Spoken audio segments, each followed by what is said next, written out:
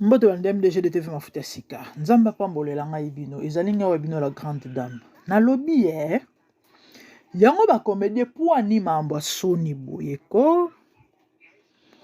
Pour nini vraiment bambinga basi lokola bino mikolo lokola bino. Basi kitoko lokola bino, ba talentueuse lokola bino. Bwana ba talent veut dire loko nzoto ezali. Mutu mo ba ya ko sakana na bino on dirait bosala musala moko boye. Na ebite ya pambala.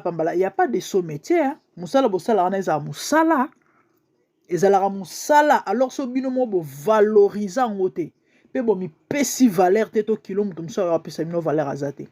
Comment vous pouvez être aussi complexé na niveau ya sema kasi boye likolo ya mutu moko boye kapo ezalaka na poto. Hein? Mais attendez, likambu ya kabelo. Ndeko moi si on a habité na komba Olga Mama Luka Kimiako, comment tu peux être rancunière ou encore problématique? Voilà le mot qui convient. Comment on a problématique yo partout aux wakaba problème na batu.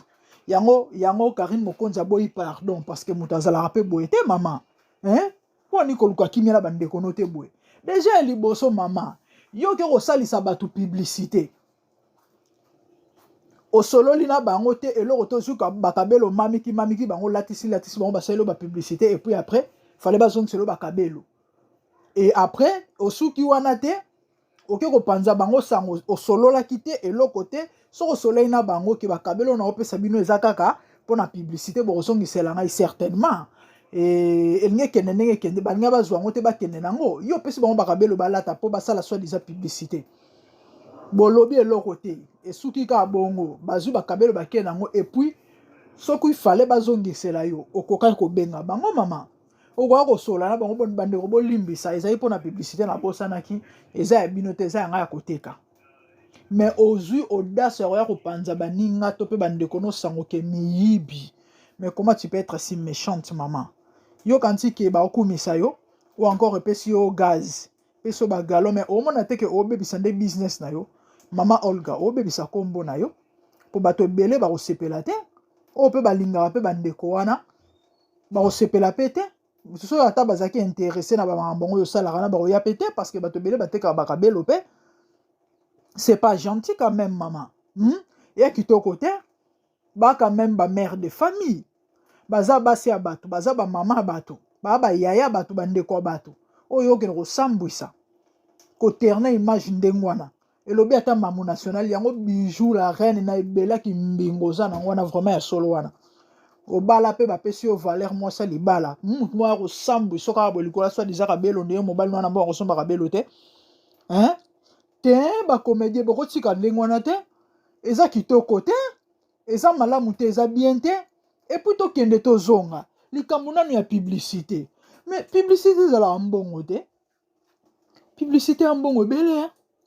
Advert ezambongo belé ba youtubeur babika na bani ba youtubeur babika na ba publicité o elekaka na ba chaîne na bango batu wana bakolo ba publicité wana tango ba pesa ba tinda ba publicité na bango na YouTube atiela bango ba futa mbongo e mbongo ya ebele siko yo ke ko salisa batu publicité tu ne le payes rien du tout OK ka bosela nga publicité et bango pe bolimbisa ngai en tout cas likambo pe singa pasi na kanda soto lobi te ba comprendre te bozonga na bozona ba kitu bo vanda elo bata wa yambo poni ko sala makambu lokola bizengisi boye poni ko sala makambu lokola ba tout le monde ba mayele te po nini ndengwana mutu mo ya ko sala sebi musala mpunda et vous êtes d'accord? Mais non izala ndengwana te publicité za mbongo ebele. Normalement, yango musala ngo bino bosala ekite etango bosala ngo na simandako. Bosala ngo na babikoso, to pe na ba toilette. Olali ko la muki mbala moko komi comédienne. Mbala moko bani ko sala na ba comédie po ba sekaka. Et musala bazo bate pour votre information, qui comédien za musala bazo bate. Et musala bazo bate. Il faut zapper la notion. Mais publicité maman, ezali kamba contrat et surtout te boza ba star. Autant ou déjà azui bino ya kwa ko sala ngo yemoko po nini yemoko ta zuba kabelo na a cheli kola mutu e po ya bani ko tambola to pe ko sala ba publicité na sona ba Facebook sona ba TV sona ba chaîne sona ba biloko nini abana ko loba kabelo yango ya Olga Kabelo pourquoi ponika bino mais parce qu'ayebi que eza comment on appelle ça eza marketing mobimba est ayebi que non ba image na bino et PC makambo et PC masolo à utiliser bino pour vous PC makambo. Normalement, la logique, fallait vous payer. Si vous bino musalango obo sala ki comédie bo ebite que na ebite ki star na bino tout ce que vous êtes là, tout ce que vous faites là. Bo ebite que ya musala oyo etambola na ba contrat tant mutoyer que maman o sala en publicité. Mais il faut que solo là. Il y a solo pour ya musala. Non, ok, problème c'est dans sa publicité, mais si on part dans les années, tu peux au lobby, bah close à contrat, ok, il y a encore publicité, il y a one go ou encore one off, et ok, on paie $60, ou encore on paie ça yo kabelo, on paie ça bino bakabelo, to bakabelo bozu, bah solo là ka, donc bah la sima besoin de la bêtise au thé, so mutu moko a intéressé au comédien, et ça il a une vidéo pour la chaîne nangai, to pour la business nangai. Pona kabelu na ngai pona elamba pona nini na kena tirki na zong sana sala we fo solo là maman d'accord et ça problème te mais o pesa ngai nini ou encore ngai pona sala na kena contrat eza boye ou encore planning na ngai songolo nyanga eza boye parce que toyebi ba comédien musu tel que ba saisa wana jamais que toya na ba loyengo sala se ba mamba boye banda tongo lelo kutu ba bilo ngo sala soute tellement c'est joie vie mais ça il s'est pendant tango ezaki au pib au nini lelo sala peut-être pour na ba compagnie ya minene misusu mais liboso ezaki faut bo solo là mais c'est ça musala osala les musala na faut bo solo là que papa fiston na lingo sela nga publicité pour na maison na ngai to pour ne loko songolo pakala ya ngai ok d'accord na senga $500 par exemple ah to kakola bon étant frère étant ndeko boko solo là ok bosuki na 300 par exemple normalement c'est comme ça que ça se passe c'est comme ça que les choses marchent donc wana ba opesa pe musala ngo bozo sala kilo valeur respect na bino moko bato mais oyo mutu nyonso awuti ka n'importe où na toilette asukoli ne maboko ta yemba la moko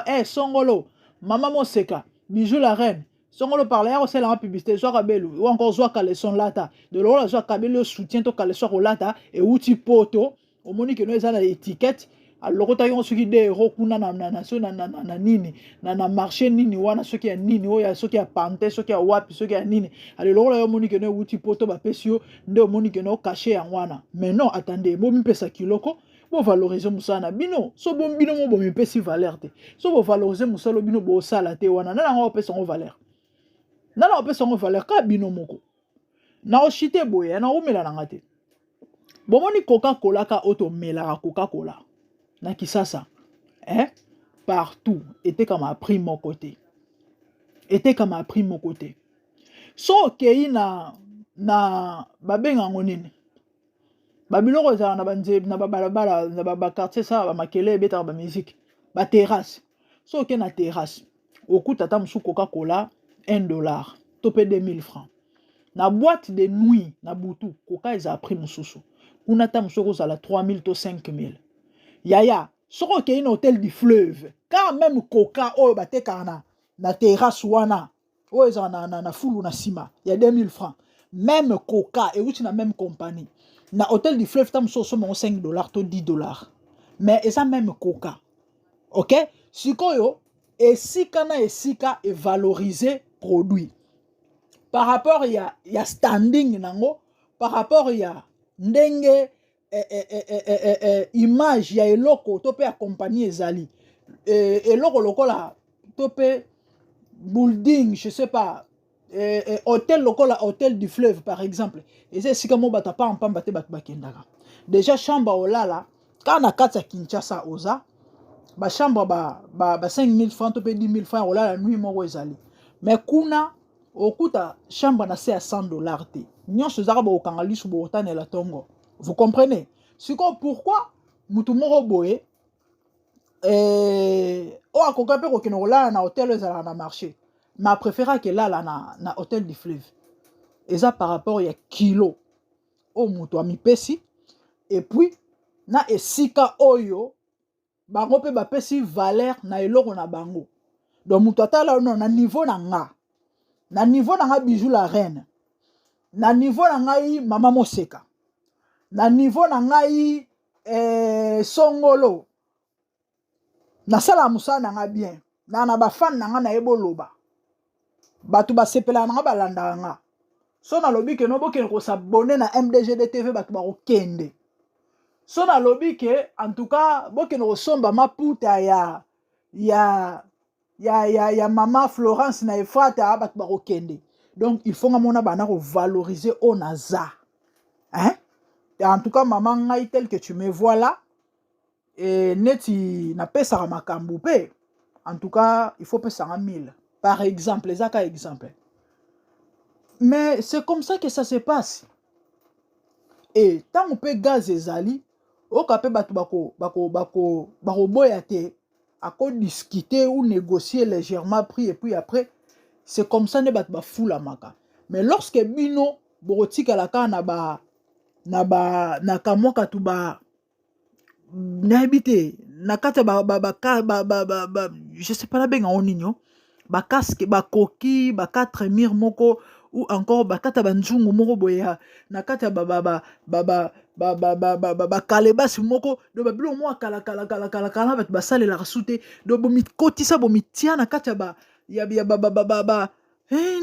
bobola moko boya na ba standing moko boya na ba niveau moko boya na ba bakopesa bino valeur te respecter bino te bande kobolimbisa nga na loba boyete mais franchement ça m'a énervé et ça m'a fait très mal ndeko moi si Olga bavanda na batu boyete relation baswanyaka c'est pas bon c'est pas gentil au moins yelo kosali wana ozokisi mitema batu au moins ta na vie il faut éviter ko senga batu ba pardon na bandeli na vie éviter ko senga batu ba pardon qu'est-ce que cela veut dire bato ba za penza na réflexion milai troté a kansanit que non appétit sur que no senga batu pardon te éviter que senga batu pardon et là on y est ça la muta que senga pardon et là ça la muta que senga pardon et ambeba donc en d'autres termes je vais dire éviter à bambeba faut yeba va na batu faut soigner la relation avant poser acte ou encore voir ça likambo réfléchir des fois là on a ça là et beta sonini déjà eloko lokola eloko ndeko na biso sali eza mama na scandale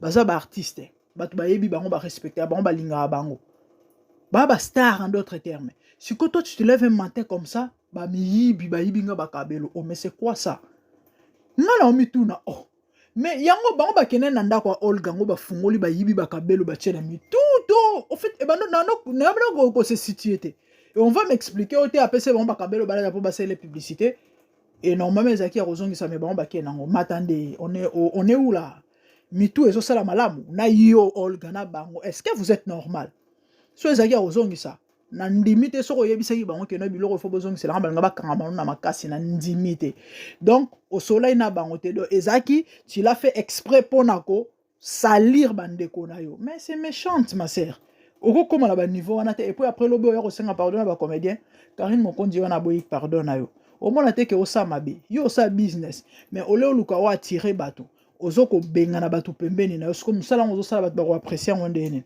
mabe makasi mama mabe makasi mama mabe makasi mabe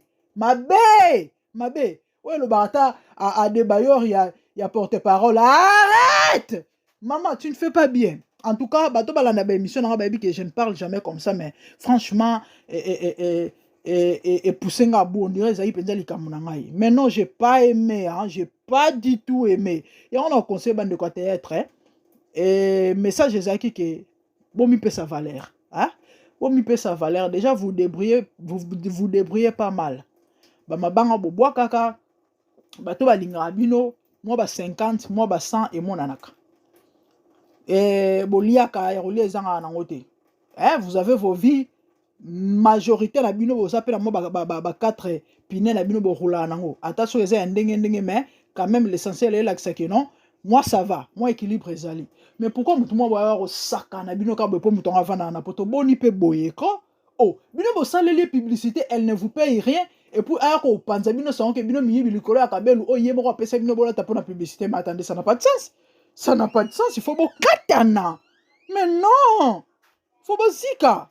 Oh, boni boyeko, olga kabelu. Oh, franchement, c'est pas bon, c'est pas gentil. Bande on a bolimbi sangai. Soki peut-être ton ezaki, to pe son ezaki mabe, mais néanmoins, fallait na passer message. Oh, na profiter pena lo bala mutu nyonso. Mama, osala musana yo, otongaka. Osala mi pesa valeur. Tala Karine Pala. Karine Pala, le capi de la soki de la mode. Nayoka basango mwana mwasi wana asala tellement musala ne bien que attendez, ezana bat ba commandar biloko na ba poto fi wa mwana mwasi wana tonga. Mais azalaka cher pour votre information. Karine Pala. Yana batu musu batonga pe bien bazana ba poto mais ba prix na bango eza kuto abordable ke yaye. Mais batu bakenda kaka malgré na cher wana poane. Mais c'est parce qu'à valoriser talent na ye. A pesa valeur na musala ou a sala et puis a mi pesa pe valeur ye moko. C'est comme ça que ça marche. Si on sonde ma vendre comme moi si. Ozana musala to tala to don mo nzamba chakati na yo. Osala ngo bien oyebi. Mama mi pesa valeur, pe pesa musala wana valeur bat ba ko respecter o pe ba ko respecter ngo. So ok na ngoka na ndenge ki congolais So ok na ngoka na ki congolais okufa mobola. Et puis, il faut respecter. Parce que la communauté, ce qui est mi pesi valeur, tu ton pied valeur à zate. Ba Congolais, on est comme ça. Donc, balinga oya ko sumba likolo bazola batu ko sakana batu.